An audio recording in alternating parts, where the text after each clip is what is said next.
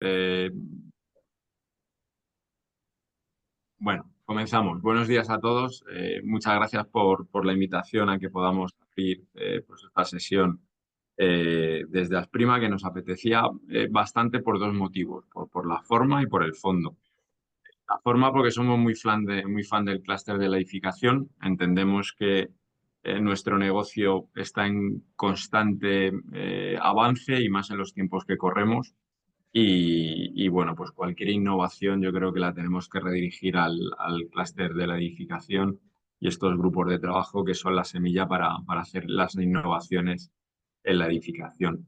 Y con el fondo porque me parece un temazo, ¿no? La utilización, la digitalización a través del BIM de todo el proceso de la edificación. Yo solamente mandar un único mensaje. Hay dos grandes palancas que creo que van a hacer que esto se desarrolle sí o sí. La primera, sin ningún tipo de duda, es por lo que nosotros llamamos industrialización de la edificación. A mí me gusta más hablar de los componentes de industrialización, que yo creo que va a cambiar absolutamente toda nuestra forma de construir los edificios. Eh, que además lo vamos a tener que realizar de forma mucho más abrupta que nosotros consideramos, porque la directiva 1275/2024 se implanta ya y en el 2030 tenemos que hacer edificios prácticamente descarbonizados y esto solamente va a ocurrir si utilizamos sistemas de industrialización. Con lo cual, muy probablemente va a crecer exponencialmente. Yo sé que Miguel y hay un gran trabajo en la parte de industrialización que acaban de sacar pues el informe para medir los grados de industrialización, que estamos en ciernes, que el bebé todavía es pequeño, pero muy probablemente va a tener que crecer rápidamente y además la digitalización en BIM va a ser uno de las palancas que va a hacer que esto vaya más. Y la segunda, el tema de las licencias. Ya sabéis que en el Ayuntamiento de Madrid, que además también salió desde clúster de edificación de otro grupo de trabajo, ya implantó la licencia básica y tiene un proyecto que yo creo que sacará ya el desarrollo antes de que acabe el año nuevo, estamos acabando, pero en el primer trimestre de 2025, donde se podrá presentar la licencia básica de forma automática a través de BIM. Y yo no veo muy lejano que nos den esa licencia o por lo menos los parámetros urbanísticos de forma automática, online o casi semi-online.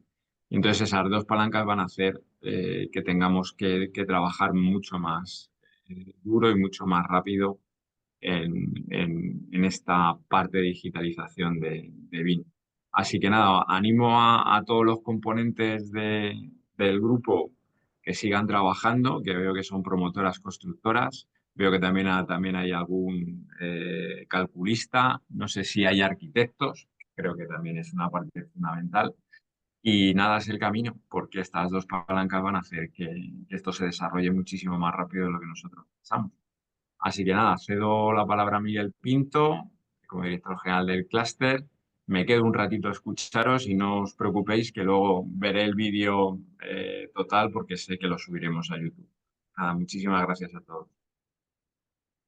Buenos días, muchas gracias Jorge, muchas gracias a la Fundación Asprima por acoger otro webinar de la plataforma tecnológica de la edificación en el que el clúster ostenta la Secretaría Técnica. Hay ya varios webinars de estos en nuestro canal YouTube, por ejemplo, acuerdos colaborativos, Lean Construction, innovar en postventa, la empleabilidad en el sector, gestión de residuos. Así que seguimos innovando y difundiendo la innovación que estos grupos de trabajo dedican a la edificación, ¿no? Comento algunos aspectos logísticos que pueden ser importantes. Esta sesión se está grabando, se colgará también en el canal de YouTube y lo difundiremos después. Recuerdo a todos mantener el micrófono en silencio eh, y eh, también enviaremos esta presentación, ¿no?, que hoy veréis a los asistentes, ¿no?, al final. Y como decía Jorge, en esta ocasión hablaremos de un tema muy importante en la transformación digital del sector y es que PIM llegue a obra. Desgraciadamente, como veremos, no es este el caso, no lo es. Y es fundamental conseguir rentabilizar mejor la inversión de tiempo y de recursos que se hace en la elaboración de los proyectos, de manera que sean también aprovechables en la fase de ejecución de obra. ¿Vale? Y para hablarnos de ello tenemos a los representantes de este grupo y que paso. Estas son las empresas que en estos momentos ya hay más que conforman este grupo, pero efectivamente estas son las que han desarrollado este entregable y las personas que hoy escucharemos son Aitor Otero, responsable de área PIM en Arpada, Adrián García, BIM Manager en Bilba, Fabrizio Pásara, responsable de área BIM en Culmia, María Eugenia López, BIM Manager en Ingenus, Fernando Iglesias, responsable de innovación y BIM Manager en Cronos, espero que pueda también estar hoy, veremos. Rubén Sanleón, responsable de BIM en Valladares y Ingeniería. Y finalmente José Valverde, BIM Manager en Viagora. Antes de pasar la palabra a Aitor, quiero recordar que después de la presentación habrá tiempo para responder a dudas, por lo que pido que mantengan el micrófono de nuevo y la cámara desconectados, vayan escribiendo en el chat cualquier pregunta, altura en que también abriremos el micrófono para cualquier cuestión que exista. Y sin más, paso palabra. Buenos días, Aitor, ¿estás por ahí? Sí, buenos días. Pues adelante. Una cosa, Miguel, yo no estoy viendo, no sé si estás compartiendo. Sí, estáis viendo, esto es crítico. ¿Estáis viendo Sí, la pantalla? estamos viendo la Sí. pantalla, sí. Fenomenal. Estamos Pues viendo los integrantes. eso es. Y Vale. ahora el titular. Ok, perfecto. Vale. Perfecto. Bueno, sí que si puedes pasar un momentín, yo no estoy viendo, no sé qué estoy haciendo. 80% Sí, pero de los proyectos, si puedes pasar la imagen dime, anterior, quiero hablar de los integrantes, Sí, sí, es importante. fenomenal, fenomenal, fenomenal. Ya estamos. Sí, porque al final es un tema que nos afecta a todos y yo creo que una de las partes buenas que hemos desarrollado con este trabajo es que nos hemos juntado todas las partes interesadas. Esto es importante porque al final sí que es verdad bueno, que la queja viene de la constructora, ¿no? Pero la realidad es que por mucho que nosotros nos quejemos, tenemos que estar todas las partes alineadas. Es un tema que se va a repetir durante toda la presentación de hoy y por eso, pues como veis, pues tenemos varias constructoras, varias promotoras, sí que hay un estudio de arquitectura, ingeniería, en fin, estamos en las propias promotoras. Entonces, estamos todos los agentes que entendemos que tienen voz y voto en este asunto y la idea no es adaptarnos exclusivamente a las necesidades de la constructora, que sería el fin último, ¿no? Pero realmente tenemos que llegar a un equilibrio entre las necesidades de todos los agentes para que, bueno, pues para que sea un resultado que nos valga a todos en la medida de lo posible. Ahora ya, si quieres, pasa y empezamos a comentar. Queríamos arrancar con este titular que comenta Miguel, ¿no? Eh, haciendo un balance de los proyectos en los que trabajamos, nos damos cuenta de que la realidad de los modelos BIM es que no se están realmente utilizando de forma directa en el proceso de construcción, de ejecución puro y duro, ¿no?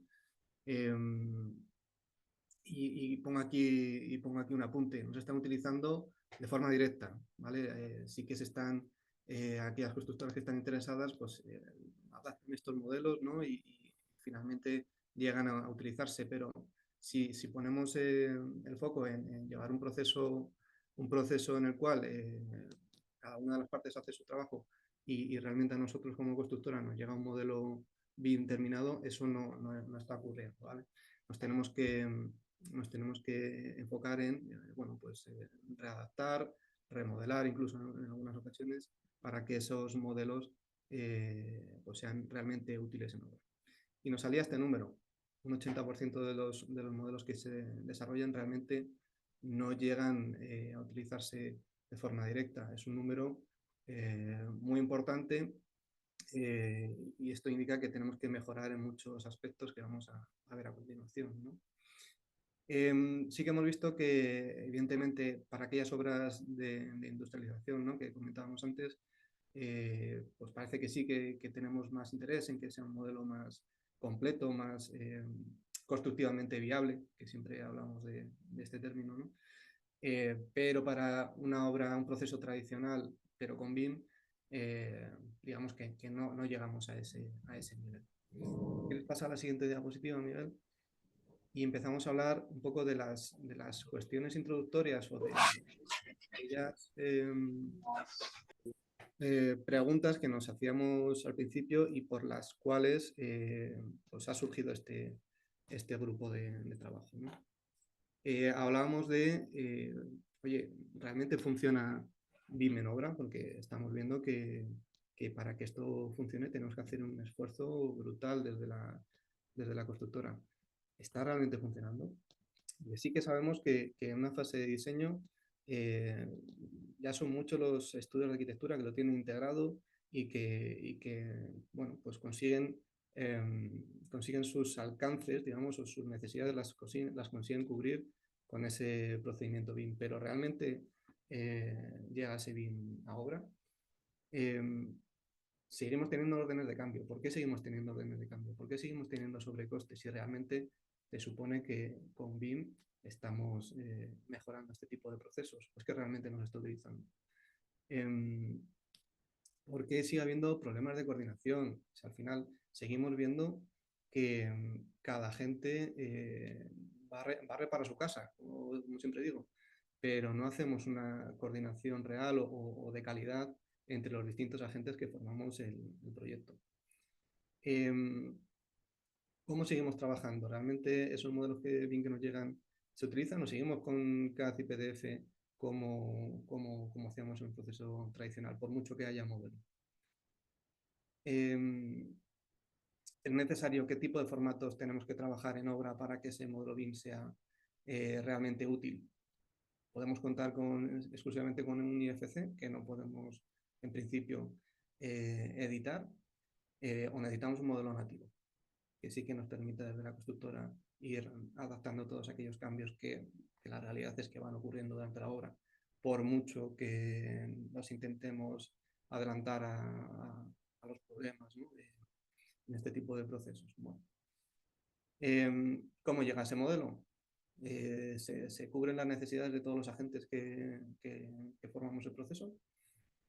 Y luego lo último, ¿está definido realmente lo que queremos conseguir con el modelo BIM en cada una de las fases que conforman un proceso de desarrollo del proyecto y luego de ejecución? Bueno, pues estas son estas preguntas que nos hacíamos, que creo que estarán en la mente de todos, porque es un problema que sabemos que es un problema del sector, no es algo que nos esté ocurriendo solo a nosotros. Entonces, a partir de aquí, lo que planteábamos, bueno, pues una serie de soluciones y sobre todo lo que intentamos con estas preguntas era aglutinar estos temas en 4 grupos principales, que serían el tema de los alcances BIM. Creemos que tenemos un problema con el tema de los alcances BIM, con la colaboración, con la auditoría de modelos y con la capacitación de los agentes que formamos parte, ¿no? Entonces, Adrián, si quieres, continúa con este tema. Sí, hola, buenos días. Puedes pasar, Miguel. Perfecto. Vamos a empezar por lo primordial, que es antes de iniciar cualquier obra o proyecto, hay que definir una serie de documentos que en ellos se implicita, digamos, se expone todo lo que es el alcance BIM, ¿no? Para qué queremos ese modelo. En estos documentos, como puede ser el primero, ¿no?, que es el EIR, el intercambio de información, o el BEP, ¿no?, que es digamos, el documento matriz, lo que hemos detectado es que no se está teniendo en cuenta a la constructora para el diseño o para la redacción de estos documentos.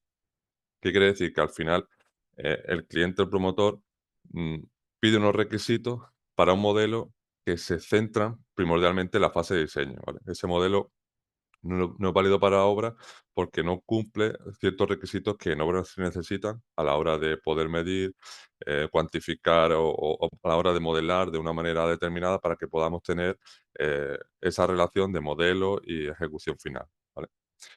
El cliente, dentro de estas exigencias que decimos que la constructora está fuera de ellas, normalmente no exige que haya una correlación entre el modelo BIM y el presupuesto. Es decir, no exige que un cierto porcentaje esté adherido o provenga del modelo BIM, y el cual nos dé esa certeza, ¿no?, de las mediciones que estamos teniendo. Estos objetivos que se definen, pues, no están claros y la durabilidad o esa idea de modelo único eh, no se está consiguiendo ahora mismo porque, como bien ha comentado Aitor, en ciertos momentos la constructora tiene que remodelar y eso hace que hagamos trabajos dobles. Ya se venía haciendo con otra metodología, ¿no? Pero ahora con esta metodología que aún es más laboriosa. Es decir, un trabajo doble con esta metodología, como tenemos que ser muy, muy críticos a la hora de diseñar, al final consigue que perdamos mucho trabajo porque ese inicio de esos objetivos BIM nos ha marcado para todas las fases del proyecto. Antes de pasar de diapositiva, Adrián, un apunte que vemos desde la ingeniería es que seguimos recibiendo peticiones de ofertas sin requerimientos necesarios. Entonces, esto hace que nos enfrentemos a dos problemas muy claros, que es las estimaciones de la dedicación de recursos no es acertada, por lo que la planificación del proyecto va a ser muy difícil que se cumpla. Y lo más importante, no saben lo que van a recibir y si les va a servir en fases posteriores. Entonces, bueno, a día de hoy, aunque todos los equipos, bueno, estamos viendo que todas las empresas están teniendo equipos ya dedicados a BIM y que todo esto está cuajando dentro del sector y que los proyectos es verdad que tienen una mayor calidad, pues todavía se ve alguna falta de definición que al final se va a ir arrastrando en el desarrollo del proyecto y que finalmente pues va a acabar con un modelo que no se va a aprovechar en obra. Perfecto, gracias, Rubén. El siguiente problema es la colaboración. Mm, no contamos ahora mismo con todos los contratos, que yo creo que un porcentaje menos de la mitad de los contratos son colaborativos, que es lo ideal para que, como bien marcamos, todos los agentes vayamos a una. También ha comentado al inicio de la exposición, toda la gente vayamos a una y vayamos colaborando en el proceso. Eso hace que, con la conocida curva de McLeamy, los esfuerzos se ponen al principio en el diseño y luego tenemos un modelo bastante fidedigno, fiel a la realidad, con lo cual tenemos esa certeza de la información. No existe actualmente una coordinación de disciplina que sea eficaz, ¿vale? La mayoría de los proyectos, uno de los agentes ya pueda ser la ingeniería o la estructura, no usa modelos BIM o lo usa de una manera que no es completa. Hay ciertos aspectos, ciertas disciplinas que sí que usan modelos. Por ejemplo, estudios de ingeniería sí que usan para a lo mejor climatización o ventilación, pero no para saneamiento por su complejidad o lo que sea. Pero ahora mismo no hay una coordinación de disciplina eficaz, que creemos que es una problemática a la hora de poder colaborar todos los agentes. El siguiente problema, el siguiente la cosa que queremos remarcar es la auditoría de los modelos, ¿vale? Lo que es el promotor que exige BIM, ¿vale? Que conoce BIM, que sabe BIM, al final lo que audita audita el proyecto, ¿vale? Que es lo primordial, que el diseño esté bien, ¿no? Que se corresponda al diseño que él ve, con el diseño que hay en los planos, con el diseño que haya pactado o con lo que los arquitectos han diseñado, pero no audita el modelo. Para nosotros, para la mayoría de los agentes, lo más importante que hay dentro del modelo BIM son los datos, es la información. Y eso no se está auditando por parte del promotor, ese modelo. Eh, Además, como hemos comentado anteriormente con la colaboración, como el contrato no es colaborativo, lo que tiende a pasar es que la constructora se incorpora tarde. ¿no? Y ¿qué pasa? Cuando te incorporas tan tarde en un modelo que es complejo, porque en la realidad los modelos BIM no son sencillos, son complejos, eh, y al incorporarse tarde tiene menos, ¿no? Tiene menos capacidad de impacto. Y eso ocurre que, como bien ha comentado, nuevamente hemos comentado anteriormente, necesiten retrabajar, remodelar, exportar, insertar, crear modelos nativos de modelos IFC, y al final es un trabajo que se necesita porque la constructora u otros agentes necesitan del modelo cierta información que no se está ahora mismo auditando. Si me permites, Adrián, efectivamente, hablando del tema de los proyectos colaborativos, es muy importante ya que tú mismo estás recalcando ese retrabajo. Es decir, no olvidemos que al final se está diseñando un proyecto con, digamos, los requisitos del promotor, y debido a que hoy por hoy, si no se trabaja en colaborativo, la constructora entra en fases pues ya tardes para el diseño. Lo que nos encontramos es que en un proceso de licitación, que es cuando realmente vosotros estáis entrando a analizar este proyecto, nosotros, por parte de lo que es el equipo de diseño, empezamos a tener muchísimos cambios. Normalmente, pues porque hay que revisar el tema de los costes, no encaja en precios. Entonces, al final, lo que estamos haciendo es volver a estudiar de nuevo ese proyecto y volver a cambiar absolutamente todo. Hay algunos proyectos que se han cambiado pues una barbaridad, y eso hace que realmente no solo dediquemos más tiempo en estas fases por el hecho de retrabajar, sino que al final, debido a estos cambios, ese control de cambios pues sea muy difícil de seguir. Por lo tanto, lo que obtenemos son proyectos pues de peor calidad. Sí, nosotros también desde la constructora vemos que no es solo eso, el retrabajo, es el cansancio de repetir y repetir el mismo modelo y los cambios, no sabes qué se ha cambiado, qué no se ha cambiado, y al final se quedan esos modelos Frankenstein, el cambio que sí se ha hecho en arquitectura, pero el modelo linkeado de estructura no tiene ese cambio, y son muchos peros por el motivo de que no se ha llevado esa estrategia colaborativa que nos permita desde un inicio ir trabajando e ir, dentro de lo posible, ir midiendo e ir valorando, porque si tenemos los precios, tenemos las unidades, podemos ir valorando desde el principio y ya ir viendo si las soluciones constructivas de fachada o de petos o de barandilla son las correctas o no para lo que quiere el promotor, que normalmente casi siempre encajar un precio. El último problema que consideramos importante es la capacitación, ¿vale? Aunque aquí estamos integrantes que sí que tenemos mucha consideración y tenemos conocimiento BIM, no es lo normal, ¿vale? No está, la construcción no está todavía, hay una resistencia, ¿no? En el cambio dentro de la obra, eh, para poder implementar lo que es la metodología. Hay una falta de formación en los roles que tiene cada persona con respecto a la metodología, ¿vale? Todo el mundo no tiene que saber modelar, todo el mundo no tiene que saber, como decimos, auditar o saber todos los intrínsecos, toda la metodología, pero sí que tiene que saber su rol dentro de esta nueva manera de trabajar. Y ahora mismo no existe una falta de formación y también una falta en muchos casos, herramientas de los elementos de los equipos necesarios. Mm, Seguimos, no, la anterior, perdona. Hay un apego, ¿no? A esos planos, a ese trabajo plasmado en CAD, ¿no? A esa confianza en el CAD. Hay mucha desconfianza en el BIM porque como es muy difícil de medir, ¿no? Cada uno está acostumbrado a tener sus pequeños trucos a la hora de medir, a la hora de comprobar. Como no pueden comprobar, hay un rechazo.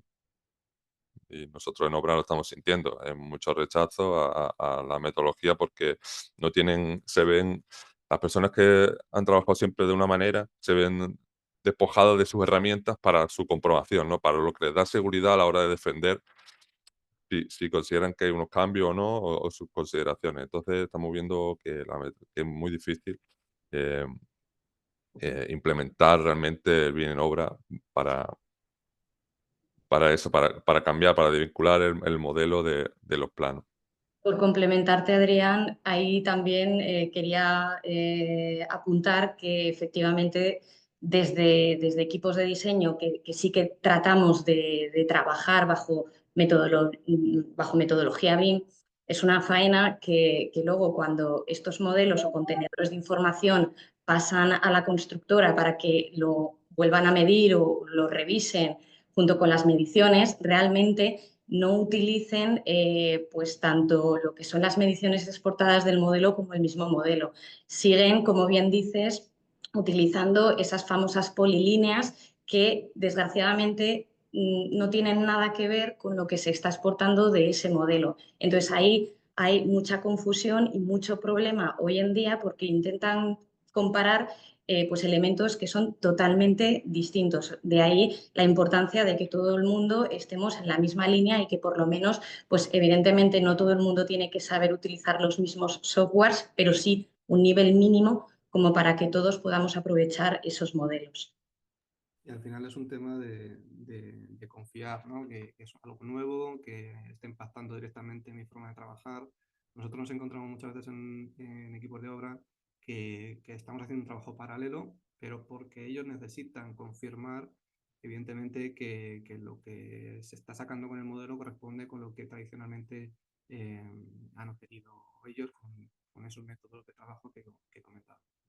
Pero bueno, Disculpa, Aitor, se te oye muy, muy bajito. ¿Recuerdas que a ver, cuando así mejor. empezamos? ¿Así mejor? Así mejor. Perfecto.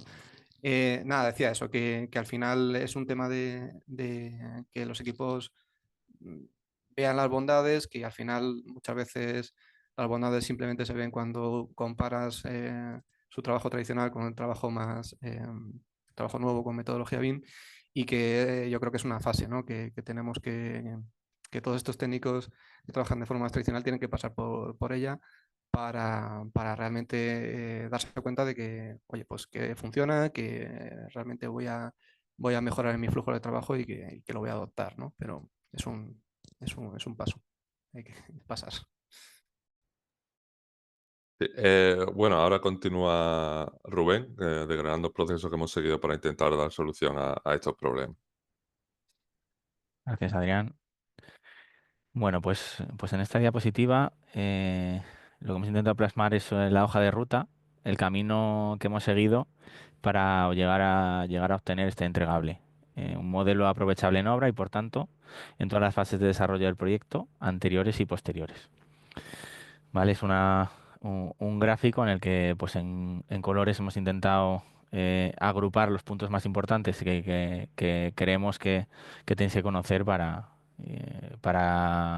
llegar a este fin que es al final el entregable y la finalidad de todo esto es aprovechar el modelo en obra. Entonces, bueno, el número 1 es el equipo de trabajo, ya lo remarcó Aitor, pero es importante remarcarlo. Lo primero que necesitábamos era formar un equipo de trabajo que pudiera abarcar la mayor parte de los agentes que intervienen en un proyecto, para así contar con los diferentes puntos de vista a la hora de afrontar el desarrollo del proyecto. Indicamos estos puntos arriba, si lo veis: promotor, estudio de arquitectura, ingeniería constructora y fabricante, ¿vale? De momento, esos son los equipos o los agentes que han formado este grupo de trabajo y que aún así continuamos trabajando en él y se nos siguen uniendo diferentes equipos. El número 2 son los requisitos y responsabilidades. Comenzamos con una puesta en común de las necesidades y responsabilidades que asume cada uno. Por un lado, lo que necesita para realizar su trabajo de la mejor manera posible, y por otro, qué entrega a cambio para que el siguiente agente o la siguiente fase continúe de manera óptima. Toda esta información compartida y estudiada no solo se centraba en la metodología BIM, en ese modelo virtual de geometría de información, también tiene en cuenta otros aspectos que son igual de importantes y con lo que podemos establecer vínculos para generar un contenedor de información único, como por ejemplo las mediciones y los presupuestos. Y eso lo tenemos en el punto 3. Dado que es tan importante este seguimiento del presupuesto en las diferentes fases, generamos un presupuesto tipo con lo mínimo necesario para que el proyecto sea adecuado, teniendo en cuenta su organización y disgregación y cumpliendo con las necesidades y responsabilidades que anteriormente hemos puesto en común entre todos los agentes. Con este presupuesto pasamos al punto 4 y utilizando este presupuesto tipo de base, pues y basándonos en las necesidades por fase, se definió el alcance de modelo. ¿Qué elementos debe contener el modelo en geometría e información para poder utilizarlo durante el desarrollo del proyecto? Aquí revisamos incluso las categorías y buenas prácticas a la hora de generar elementos contenidos en el modelo. Y luego, por último, con toda esta información y todo este estudio que realizamos en estos puntos anteriores, pues generamos un procedimiento de trabajo para desarrollar un modelo único, aprovechable por todos los agentes, cumpliendo los requisitos establecidos y definiendo los alcances para su uso en las diferentes etapas de proyecto. ¿Vale? Entonces, este sería un poquito la hoja de ruta que seguimos para elaborar este entregable. Y si pasamos a la siguiente, pues vemos la propuesta, ¿no? Nuestra propuesta es, por un lado, y de todo este trabajo, pues nació toda esta propuesta, que es, por un lado, un alcance de modelo por equipo y fase, que define a lo mínimo que debe contener un modelo para ser útil en las fases de desarrollo de un proyecto. Y en segundo punto, una conexión a un presupuesto tipo, geometría e información vinculada para un seguimiento óptimo por todos los agentes. Y bueno, antes de pasar ya a desgranar ese punto por punto y a mostrar nuestra propuesta, pues decir que esta propuesta desarrollada y compartida eh, son dos documentos que favorecen la comunicación en las diferentes fases para que podamos aprovechar el potencial de esta metodología. Si pasamos a la siguiente, pues nos centramos ya en el punto 1, ¿vale? Los puntos que hemos visto en esta hoja de ruta, pues el 1 es el equipo de trabajo. ¿Vale? En este equipo de trabajo vamos a remarcar nuevamente que está formado por un grupo de trabajo que agrupaba muy bien o que tocaba casi todos los agentes intervinientes en el desarrollo de un proyecto. Y ahora, como propuesta, bueno, pues esta unión de las diferentes perspectivas que hemos tenido al desarrollar esta propuesta nos indica que todos los agentes intervinientes deberían entrar en fases más tempranas. Y, si puede ser, bajo un contrato colaborativo que permita ir analizando dicho proyecto. Así, cada equipo que es experto en su materia puede ir marcando sus necesidades, evitando de esta manera las miles de modificaciones, tanto en la fase de diseño como en la fase de licitación y después en obra, que estamos teniendo actualmente. ¿Vale? Entonces, nuestra propuesta como equipo de trabajo es que actuemos en fases más tempranas, donde cada equipo de trabajo son expertos en su área, puede aportar muchísimo valor en estas fases tempranas y además podemos enfocar el proyecto hacia el fin último, que es tener un proyecto de mayor calidad y finalmente pues construir de la mejor manera posible este activo. Si pasamos a la siguiente, pues ya doy paso a José, que os explicará el siguiente punto. Sí, gracias, Rubén. Bueno, este es el mapa típico, ¿no? de procesos de un proyecto BIM, no tanto de un proyecto colaborativo, sino de un proyecto BIM.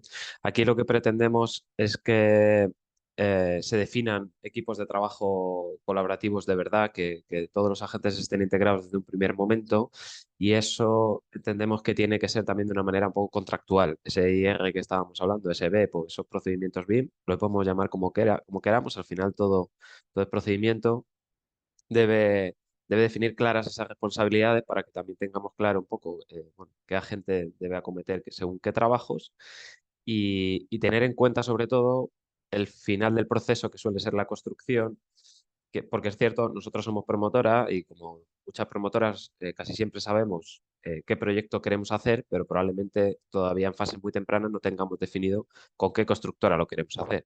Bueno, se trata de eso, de que el proceso que elijamos, el proyecto que hagamos, sirva para cualquier constructora que trabaje con metodología BIM. Con lo cual, nuestro planteamiento se basa en bueno, en tener en cuenta todas esas necesidades que tiene la constructora, por esto este grupo pues, tan heterogéneo es importante que exista por la diversidad de agentes que existen, y plasmar esas necesidades de la constructora en ese EIR, en ese BEP o en ese procedimiento BIM, que al final lo que va a favorecer es que se pueda crear un proyecto que de verdad sea construible, que no entendamos el BIM como un hito más, de decir, bueno, pues entrego un modelo, lo guardo en un cajón y ahora sigo construyendo como he hecho siempre, que es tirando líneas. Eso no vale para nada, eso es una pérdida de tiempo y no estamos aportando valor. La idea es que se entienda que el proceso BIM es continuo y que lleguemos a un punto donde ya tengamos el edificio construido y de verdaderamente se haya utilizado todo el esfuerzo que se ha puesto en etapas anteriores de diseño, de cálculo, de gestión de proyecto en fase de construcción. Entonces, bueno, en este proceso planteamos plasmar todas esas necesidades para ser capaces de acercarnos a tener como un 70% más o menos del presupuesto en base a los modelos BIM. Eso nos acercará al que el modelo sea construible, que se pueda construir de verdad con él. Y además que exista un proceso de auditoría. Eso pasamos a la siguiente, Miguel, si quieres. Si al final estamos estandarizando, que de eso se trata, todo esto que estamos hablando es estandarizar una manera de trabajar que sirva para todo el sector o mayor parte del sector, independientemente del rol que desempeñe cada empresa. Esa estandarización afecta a todo el proceso y por lo tanto tenemos que auditarlo. Planteamos un proceso donde se integren esas necesidades, pero también planteamos un proceso donde se puedan auditar de manera objetiva todos estos hitos que estamos tanto desarrollando en el EIR, en el BEP o cualquier procedimiento anexo que tenga que ver con BIM. Yo creo que es una cosa imprescindible que habitualmente en el sector no está pasando. En el sector sucede justo lo que he comentado, ¿no? Que llegamos, hacemos un modelo BIM, lo guardamos y ya está. Y hay veces que ni siquiera se audita como se debe o no tenemos muy claro qué es lo que tenemos que mirar y qué es lo que es útil para la fase de obra, que es el final de lo que se trata, y qué no es útil. Entonces, bueno, aquí planteamos también esa fase de auditoría de modelos para que sea un proceso cíclico. Hay que iterar constantemente, ver si el modelo cumple las necesidades que estamos pretendiendo cumplir y si no, pues tendremos que arreglarlas en base a esas responsabilidades que hemos definido en ese IR. Una vez que el modelo esté bien, pues ya podremos construir con él. Pasamos al siguiente, Miguel. José, si me permites comentar algo más acá. Sí, Yo creo que es muy importante lo que has comentado, pero también es muy importante que todo el mundo entienda que aquí no solo es auditar, generalmente como promotor, siempre se le pide al equipo de diseño que audite el modelo antes de ejecutarlo en obra. Entonces, en un proceso colaborativo, como lo que queremos llegar, al final que todas las partes se trasladen, todas las partes trabajen, es importante que la auditoría no solo lo haga solo un ente de todo este proceso y toda esta trazabilidad, sino es importante que cada uno cumpla ciertas responsabilidades y genere una auditoría propia en base a esas nomenclaturas, esos estándares que hablaremos más adelante, para que este modelo no solo tenga un ojo, sino tenga varios antes de llegar a obra y que esté bien ejecutado para que la constructora pueda desarrollarlo. Es importante que todo el mundo se implique, no solo una persona, porque generalmente el problema que hay hoy en día es que el promotor exige, pero no audita. O sea, le pide al arquitecto o al equipo de diseño que te entregue un proyecto auditado, se lo cree y se lo envía a la constructora. Y al final ahí es donde cojeamos un poco y lo que necesitamos solventar. Y creo que este proceso que estamos comentando es un poco poner sobre la mesa y ver qué trazabilidad complementar para que esto no ocurra. totalmente. Creo que es justo lo que necesitamos, que al final esa auditoría también sea sobre cosas prácticas y que no sea una auditoría así como muy genérica, muy de buscar en Google y ver a ver qué hay que auditar en un modelo, sino que sea de cosas de verdad útiles que se lleven a terreno real.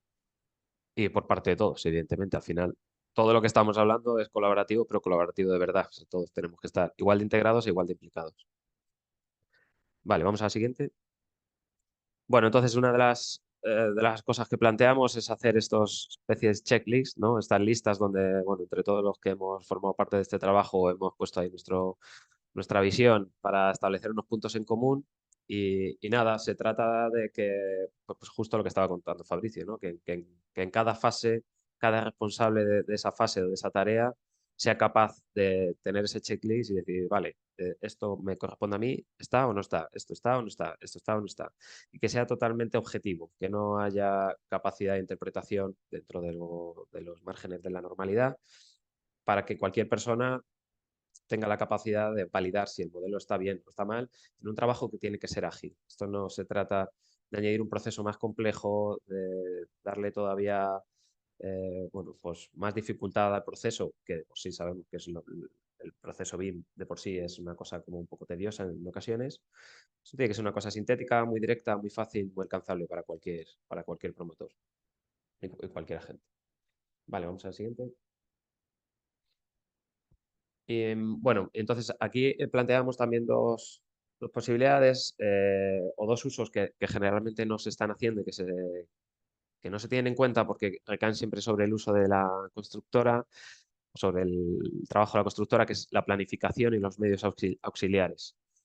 Al final, si no tenemos en cuenta a la constructora o directamente le entregamos un modelo que no ha tenido en cuenta esos requisitos, probablemente la constructora lo que le toque hacer, que es lo que está sucediendo en muchos casos, es rehacer por completo ese modelo para hacerlo construible, ese modelo de preconstrucción. Entonces, lo que planteamos es que la constructora se implique o que esté sus necesidades dentro mucho antes, en una fase muy temprana. Vamos al siguiente, Miguel, porfa. Para que cosas como esta, que es una planificación uso 4D de los modelos, sea real, se pueda hacer. La planificación en obra existe, obviamente, por eso se construye. Sí es cierto que si pasamos por cualquier caseta de obra, todo tiende a ser de una manera muy analógica, tan analógica como colgar o empapelar una pared entera de una caseta y empezar a dibujar líneas. Bueno, se puede hacer eso y se puede complementar con planificar con un modelo BIM. Esto imprescindiblemente es tarea de la constructora, porque al final son los que van a gestionar el activo durante ese tiempo, son los encargados de dimensionar los plazos, equipos, procesos, etc. Entonces, bueno, lo que planteamos también es definir cierta estandarización en este sentido para que esto se pueda utilizar, que no nos quedemos solo en hacer un modelo para imprimir los planos, sino que también podamos planificar con estos modelos si así lo queremos y si lo vemos oportuno. Vamos a la siguiente.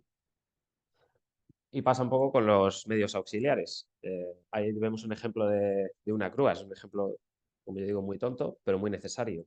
Esto es importante por muchos temas de normativa, por temas logísticos, por temas de coste, por temas de planificación. A nosotros, que somos una promotora que industrializa fachadas, también nos afecta para poder izar los módulos de fachada donde esté la ubicación de las grúas, con lo cual hay varios agentes que se ven afectados por esto. Si somos capaces de incluir estas necesidades e incluir a la constructora en esta fase de diseño, bueno, conseguiremos hacer cosas como lo que planteamos, ¿no? Que estos medios auxiliares o esta planificación deje de ser un mito y que se convierta en un hito de verdad del proyecto, que creo que es un poco lo que andamos buscando. Y aquí añadir, José, que comentabas el tema de las grúas, hay mucho más, ¿no? Pero en este caso particular es que la decisión de la colocación de las grúas que se delega, evidentemente la constructora tiene mucho que decir, pero puede tener una afección bastante importante en el propio proyecto. Muchas veces nos encontramos con que la única posibilidad de colocar una grúa es atravesando los sótanos. Pues eso tiene una implicación en la estructura, tanto a nivel de forjados como a nivel de cimentación, porque probablemente haya que, pues no sé, imagínate que hubiera que unir varias zapatas, generar una sola, porque tengo que meter un zapatón de 4,5 metros por 4,5 metros. O tiene una afección en el saneamiento enterrado porque tengo que hacer una desviación del recorrido porque no hay otra manera de hacerlo. Todos ese tipo de decisiones históricamente se han tomado ya en fase de ejecución, en fase de obra. Pensamos que si realmente se hace un trabajo colaborativo donde todos los agentes están implicados desde el principio, donde podemos valorar con el equipo de diseño y con la ingeniería este tema en concreto, pero hay muchos más, pues creo que podemos llegar a no divagar en la fase de ejecución, que tenemos el tiempo justo, y ir con los deberes hechos desde un momento inicial, que es donde tiene más valor, y como decía Adrián, ¿no? Es un poco donde el coste va a ser menor y podemos prever las desviaciones lo antes posible. Sí, totalmente. Al final todo esto se trata de anticipación, que con eso vamos a solucionar parte de los inconvenientes que solemos tener. Vamos a la siguiente. Creo que ya sí, le voy a ceder el turno de la palabra a Fabricio, que bueno, va a contar toda esta parte. Muchas gracias. Bueno, al final esto es un poco recalcar lo que nosotros tenemos dentro de los procesos. Yo creo que el presupuesto tipo es un pilar muy importante en todo el desarrollo no solo por tener un presupuesto automatizado con los modelos, sino es importante porque también nos desarrolla un control de calidad de esos modelos que va a recibir la constructora para poder extraer todas las mediciones y tener ese precio objetivo que ha podido quedar con la promotora en una fase previa. ¿Vale? Entonces, ¿qué es lo que proponemos aquí como presupuesto tipo? Al final lo que queremos es que los procesos no solo sea un proceso tipo del BIM, que todo el mundo lo tenemos en la cabeza, que es automatizar procesos para generar trazabilidades mucho más rápidas, sino al final es generar unos estándares que vengan desde etapas tempranas, que estén incluidos dentro del modelo y que puedan llegar a esos presupuestos que luego va a usar la constructora. De esa manera ellos estarán tranquilos y tendrán todo sobre la mesa para poder ejecutar los modelos con mayor tranquilidad y saber que están bien ejecutados, que es lo que pasa muchísimo. Porque generalmente entre un proyecto ejecutivo y una obra hay una pared grandísima cuando se pasan los modelos. Y generalmente al día de hoy el mercado no confía en esos modelos que vienen de diseño, aunque se crea que están excelentemente hechos. Entonces, ¿qué proponemos en el presupuesto tipo? Al final es que los modelos BIM estén totalmente vinculados a unos capítulos, subcapítulos y partidas. Para esto, ¿qué es lo que necesitamos? Es que la información esté dentro de esos modelos, que se pueda automatizar y se pueda llevar de un lado a otro. Entonces, en este gráfico lo que podemos ver rápidamente es que de los modelos BIM pasamos a unas mediciones y estimaciones de costes. Luego que estos estén asignados y estén vinculados al modelo BIM y también los elementos constructivos, que son muy importantes, porque al final hay proyectos o modelos que se desarrollan de cierta manera que no llegan a tener esos elementos constructivos, aunque sea de una manera muy genérica y visual, pero no están bien ejecutados. Entonces, para nosotros y para la constructora creo que es importante que esto se defina, no definir a un modelo que sea muy pesado y que no sea inviable tratarlo, sino que llegue a cierto elemento, a cierta cantidad de información necesaria para poderlo ejecutar y vincular a las partidas. ¿Vale? Por eso generamos un presupuesto tipo a través de una obra tipo que será parte de nuestros entregables, donde va a estar distribuido entre capítulos, subcapítulos y partidas.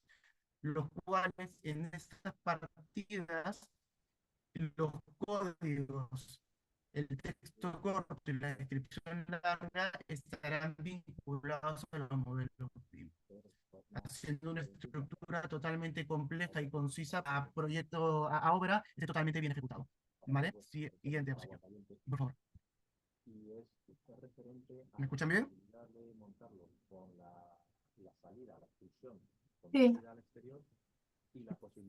Esta diapositiva nos muestra un poco lo que les he ¿Has comentado. creado Al el final- ¿Perdona? Esta diapositiva nos muestra un poco lo que he comentado. Al final lo que queremos es que un 70% del presupuesto a más se obtenga de los modelos BIM.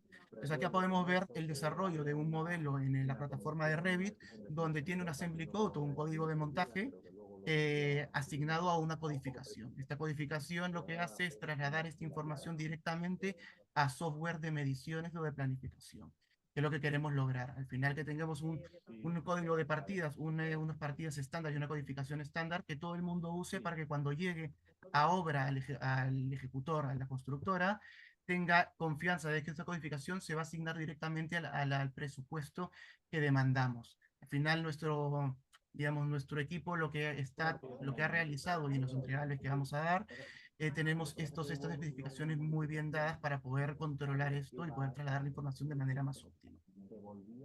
Siguiente diapositiva, por favor. Y antes de pasar a los alcances de modelo, que María Eugenia nos hablará un poco, es mostrar un poco el tema del problema que tenemos hoy en día. Al final, estamos optando, como ya comentó Rubén y ha comentado todas las partes, a un contrato colaborativo. Pero ¿qué pasa con este contrato colaborativo? Al final, como entendemos, en este contrato colaborativo trabajan todos los diferentes agentes que hemos mencionado, entre arquitectos, el DF, el especialistas, la DEO, la constructora, etcétera, ¿vale? Que están asignados a un contrato colaborativo, el cual está limitado justo a comienzo del proyecto básico y a final del proyecto ejecución. Antes de comenzar el problema, hay que entender de que el modelo BIM va avanzando conforme se va ejecutando el desarrollo y la trazabilidad de un proyecto cualquiera.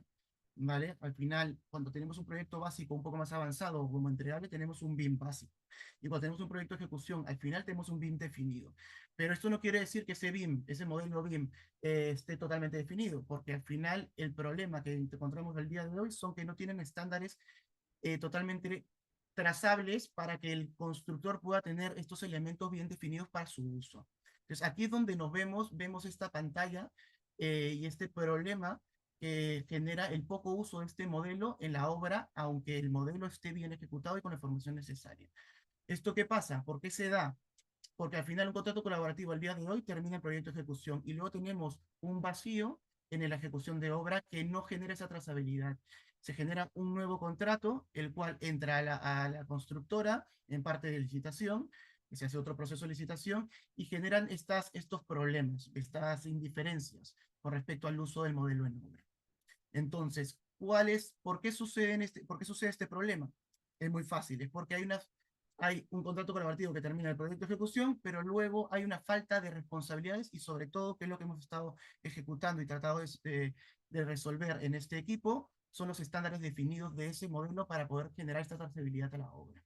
Si no tenemos esas responsabilidades definidas y esos estándares definidos, el modelo no se va a usar en obra y generalmente se va al cajón.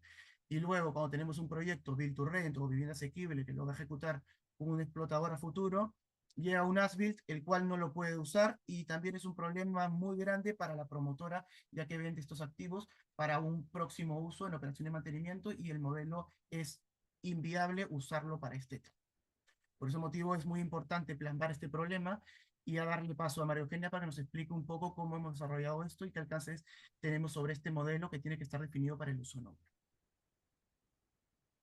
Gracias, Fabricio. Efectivamente, tal y como ha comentado, estos modelos en fase de diseño no suelen estar preparados para su uso en obra. Y también porque, asimismo, las constructoras pues, han de estar preparadas, a su vez, para saber aprovechar estos modelos y evitar que, desgraciadamente, se guarden en un cajón. Entonces, por ese motivo, en este equipo hemos tratado de plasmar en nuestro entregable una recomendación, ¿vale? Debido a que, como bien hemos estado comentando, todos los integrantes de este equipo hemos aportado nuestras necesidades que han de llevar estos modelos y, por tanto, lo que hemos querido reflejar en ese entregable ha sido una recomendación de cómo han de evolucionar estos modelos a lo largo de sus fases. ¿Vale? Ahora mismo en esta presentación lo vamos a hacer de una manera un poquito más resumida, en el entregable sí que está todo más detallado, ¿vale? Entonces, si pasamos a la siguiente diapositiva, bien. Bueno, pues lo hemos resumido en estos tres conceptos, es decir, vamos a pasar de un modelo 3D genérico, es decir, un modelo que se va desarrollando exclusivamente pues, para un diseño preliminar que representará los planos y una volumetría básica. Luego ya pasaremos a un modelo 3D detallado en el que sí que realmente este modelo está desarrollado y ha evolucionado para interpretar los distintos elementos en ubicación, dimensiones, materiales y, por supuesto, el último concepto y no menos importante sería la información no gráfica, porque ya sabemos que no podemos modelar el 100% de los elementos en un modelo BIM, sería contraproducente, de tal manera que lo que sí que podemos hacer y lo que sí que nos ofrecen estos softwares son la capacidad de poder introducir información a nivel de texto para complementar pues a estos modelos, o como los llamamos también, contenedores de información, ¿vale? Para ubicar, zonificar, codificar para mediciones, que serían como los ejemplos más comunes. Y de esta manera os vamos a explicar de una manera un poquito más gráfica, si pasamos ahora a la siguiente diapositiva. Hemos creado dos gráficos, arquitectura, y a continuación os explicaré ingeniería. Y aquí vamos a ver cómo, según nuestra idea común, ¿vale? Han de evolucionar estos modelos a lo largo de esas distintas fases. Porque, por ejemplo, hemos querido introducir también la fase de un concurso, que en esta fase pues, también podríamos desarrollar un modelo BIM si quisiésemos, ¿vale? Entonces, ahí vamos viendo que, por ejemplo, en una fase de concurso, pues evidentemente tendríamos lo que es un 80%, es decir, la gran cantidad de esos elementos de ese modelo van a ser genéricos, van a representar una volumetría, porque nos vamos a centrar también en esos requisitos de generar esos planos, esa documentación no gráfica, ¿vale? Que va a ser, bueno, pues menor. Y luego, lo que son modelos o elementos más detallados, pues podrían ser ya pues, elementos como que ya tenemos, digamos, generadas de base, como unas carpinterías, es decir, no hace falta que vayan todos los elementos evolucionando, sino que si ya tenemos, por ejemplo, librerías creadas y con un cierto nivel de detalle, pues ya las vas a utilizar de inicio, ¿vale? Por ese porcentaje de modelo detallado. A medida que vamos pasando a distintas fases como anteproyecto y proyecto básico, veis que lo que es ese porcentaje de modelo genérico ya va disminuyendo porque naturalmente se va desarrollando el proyecto, se va definiendo y por tanto los elementos van a ir teniendo ya pues, sus materiales, su información gráfica, se van a ubicar correctamente, se van a ir definiendo hasta pasar a lo que sería ya la fase de un proyecto de ejecución en el que evidentemente siempre vamos a tener algún porcentaje de elementos que van a ser más básicos, pero ya lo que es el resto del modelo debería de estar ya detallado especialmente porque lo que queremos es aprovechar estos modelos para exportarlos y obtener, por ejemplo, las mediciones, ¿vale? Y evidentemente esa información no gráfica aumenta muchísimo porque tenemos, como ya he comentado, una información de tipo codificación de elementos que de hecho Fabrizio ha explicado en una de las diapositivas anteriores, de tal manera que cada elemento está identificado y asociado a una partida del presupuesto, ¿vale? En la siguiente diapositiva tendríamos algo similar con la parte de ingeniería. Aquí, evidentemente, pues nos vamos a encontrar con unas fases más similares a la de arquitectura en cuanto a proyecto básico y ejecución, porque realmente hasta un poquito hasta que no esté el proyecto un poquito más definido y avanzado, pues no tiene sentido que lo vayan modelando. Entonces, pues bueno, en una fase, digamos, de concurso y anteproyecto, realmente no tiene sentido que tengan un modelo generado en 3D, sino más información de tipo no gráfica, ¿vale? Si pasamos ya a la siguiente diapositiva, ¿vale? Y habiendo explicado de manera gráfica esta evolución de los modelos, vamos a entender un poquito mejor cómo efectivamente lo que muestra esta diapositiva es que en fases de concurso y anteproyecto lo que vamos a obtener de esos modelos en cuanto a medición y presupuesto será el 100% en porcentaje en ratios, ¿vale? A medida que esos proyectos se van definiendo y van evolucionando y se van modelando y añadiéndose esa información en fases de proyecto básico y proyecto de ejecución, vamos a ir teniendo una mezcla de medición directa ya de modelo más un porcentaje de ratios para finalmente obtener ya en una fase de ejecución y ya de cara a la obra un porcentaje de medición directa que ya hemos comentado que estamos estimando entre un 70 y un 80% de lo que son los modelos, ¿vale? Y esta es nuestra recomendación. En el entregable simplemente decir que sí que hemos definido un poquito y hemos desarrollado qué elementos son los que nosotros creemos que han de ir desarrollándose, ¿vale? Y teniendo información precisa basándonos pues, en esta experiencia común entre todos. La siguiente diapositiva, no sé si finalmente se puede incorporar nuestro compañero Fernando, Miguel. No, le he escrito y me acaba de confirmar que no. Nada, simplemente comentar que evidentemente el resultado de todo este trabajo pues han sido dos documentos. De momento, en la fase en la que estamos, este primer hito, tenemos dos entregables. Uno que sería, bueno, pues un poco lo que hemos comentado durante la presentación de hoy, donde desarrollamos de dónde surge este trabajo y por qué, ¿no? Y un poco marcar el alcance de lo que necesitamos cada uno de los agentes y cómo se ha definido todo esto. Y por otro lado, tendríamos lo que llamamos el anexo, que al final es un Excel donde hemos listado todas las partidas o unidades de contratación que entendemos que tienen que estar consideradas en el proceso de edificación, y hemos valorado por cada una de las fases si deben de estar incluidas o no en el modelo BIM, dependiendo de la fase en la que nos encontremos, ¿no?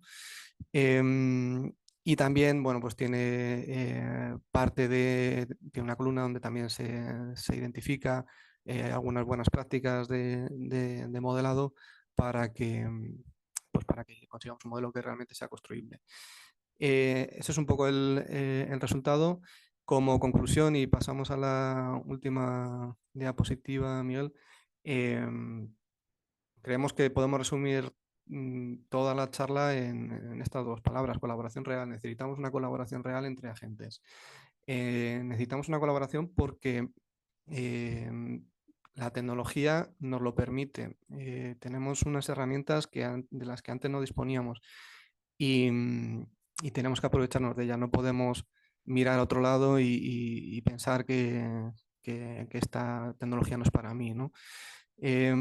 Aquel que lo prueba y se convence no vuelve atrás. Entonces, esto ya no se trata de convencer de usar BIM o no usar BIM. El BIM está ahí. Tenemos consciencia de que la fase de diseño, estudio de arquitectura, ingenierías lo están utilizando pues digamos, con una alta tasa de éxito, ¿no? en sus flujos de trabajo. Y ahora tenemos el foco puesto en la aplicación de esos modelos, de ese trabajo en obra. Tenemos que interiorizar, ahora sí, tenemos que interiorizar que este modelo tiene que usarse en obra. Eso es fundamental.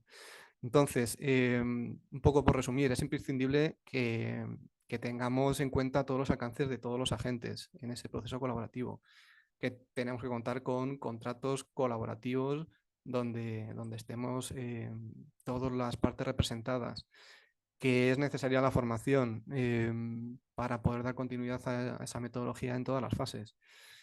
Bueno, y que necesitamos auditar esos modelos y llevar un control de los mismos en todas las fases, porque evidentemente hay que ir comprobando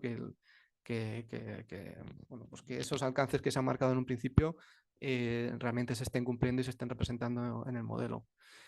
La transformación, la implantación, BIM siempre es lenta, pero es constante. La tendencia que vemos es positiva. Y al final, sabiendo que ya ha calado hondo en la fase de diseño, la fase de ejecución tiene que conseguirse igualmente. Y yo tengo que decir que es una fase en la cual se le saca muchísimo partido al modelo BIM. No nos quedemos con la idea que comentaba antes José, ¿no? De a mí me piden un modelo, yo lo ejecuto y ya está, yo he cumplido con mi cometido. No tiene sentido, porque para eso no cambiamos la forma de trabajar. Tenemos que utilizar ese modelo en obra, tiene muchísimas ventajas para todos los agentes, ya no solo para la constructora como tal. Creo que en aquellas obras donde se está aplicando con firmeza, al final todos los agentes notan que la operativa es mucho más ágil, que las reuniones son mucho más eficientes y que el resultado al final es muy bueno.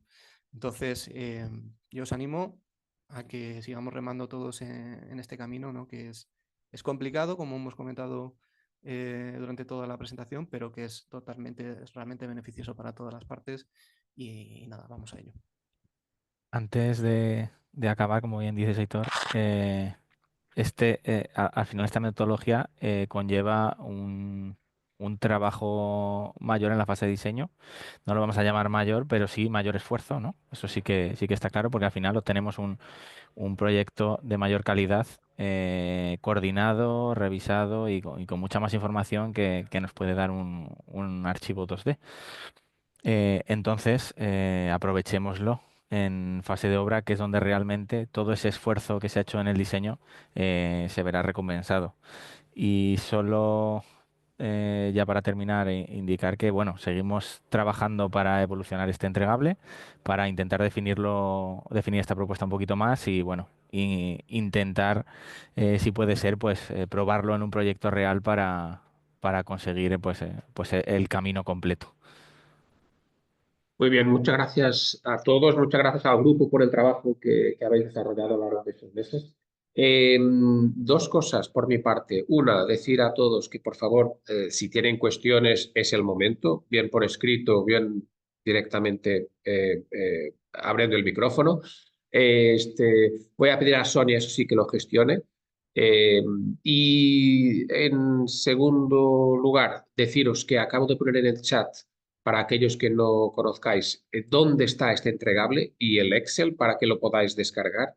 Está colgado en la página web del clúster, ¿no? Ahí tenéis los enlaces para que si necesitáis y queréis verlo, pues podáis tener acceso a esto. Yo he entendido todo perfecto.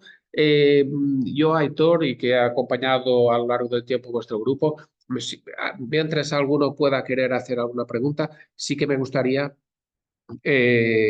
preguntaros una cosa al grupo, que es que no quedó. Está claro que el primer paso, entiendo, de aquí sería que el promotor quisiera hacer esa auditoría que vosotros proponéis, ¿no? Como primer paso, para cambiar un poco este chip, ¿no? Y que realmente no estemos haciendo y rehaciendo 35 veces el modelo.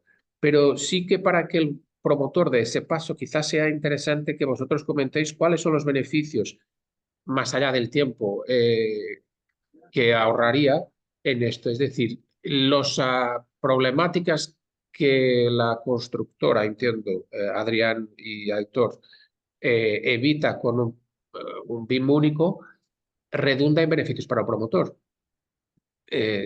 No sé si cuantificasteis, si podéis de alguna manera aterrizar esto un poco más.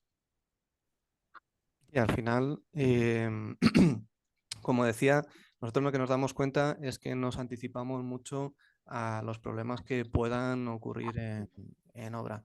Yo creo que tradicionalmente durante la fase de ejecución se ha pecado mucho, seguimos pecando, de hacer mucha oficina técnica, ¿no? De seguir desarrollando el proyecto que está, que está un poco, voy a decir, en pañales y al final tomamos una serie de decisiones durante una fase donde yo creo que no se le saca el beneficio. ¿Vale? Yo creo que económicamente ese control de cambios que comentábamos antes va a ser mucho menor, es mucho menor cuando nos anticipamos a todos estos problemas. A nivel de mediciones, igual, si realmente llevamos un buen control con un buen modelo de las mediciones del proyecto, vamos a tener muchas menos sorpresas. Va a estar todo mucho más atado. Las certificaciones van a ser mucho más claras, ¿no? Que también es un tema que es muy sencillo de demostrar con un modelo BIM qué es lo que se ha certificado y qué es lo que no. En fin, yo creo que son todo ventajas. Yo suelo agregar, Miguel, que generalmente como promotor, al final hay muchos proyectos que tenemos un precio objetivo que ya está trazado con la constructora. Entonces, este procedimiento lo que hace es generar un poco más de transparencia y beneficio para que llegar a ese precio objetivo y que no hayan opcionales de más en el transcurso de obra o tener que disminuir los detalles y procesos o lo desarrollado en el proyecto para que cuadre. Pero al final, en el proceso colaborativo y siguiendo estos estándares que estamos plasmando en el proyecto, generamos que el modelo tenga una trazabilidad y que este presupuesto también sea parte de todos. Creo que es importante. Sí, al final, como ya has dicho, lo primero es un contrato colaborativo, eso es lo primero. Y en ese contrato colaborativo con libros abiertos, todos sabemos todo, ¿no? Todos vemos el proyecto, todos vemos los modelos, todos hablamos del presupuesto, como bien dice Fabricio. Entonces, con todo ese conocimiento, como ha dicho también Fabricio antes, cuanto más ojos hay en el modelo, más fácil es de visualizar, pues, los puntos donde podemos atacar para ahorrar, ¿no? Porque a lo mejor la cimentación es un punto que no se mira, pero ahí podemos ahorrar, ¿no? Entonces, mientras más expertise, gente que conoce mucho de cimentación, pero no tiene ni idea de modelos BIM, lo enfoquemos y lo metamos en el barco colaborativo, ese conocimiento es oro a la hora en la primera fase, sobre todo si la constructora se mete al principio, es oro en ese cambio, en ese reestudio, bueno, pues hacemos otro geotécnico, venga, vamos a mirar otra solución. Y en como estamos todavía, mientras por un lado estamos estudiando eso, a lo mejor la arquitectura está diseñando las habitaciones o los interiores. Entonces, no hay problema en eso. Entonces, esa colaboración es lo que permite que todo vaya fluyendo y al final se consiga ese precio objetivo y realizar la obra que es lo que queremos todos los agentes. Y sobre todo que tradicionalmente las constructoras, por lo menos yo hablo por lo que conozco, proponemos muchos cambios porque intentamos optimizar, intentamos de alguna forma, oye, pues si se puede hacer de una forma que me ahorre en coste y además en tiempo y salga la obra antes, pero con igual de calidad, pues mejor que mejor. Si esos cambios, en vez de hacerlos durante una fase de ejecución pura y dura, los hago previamente, pues vamos a ir con muchas más certezas que con las que trabajamos habitualmente.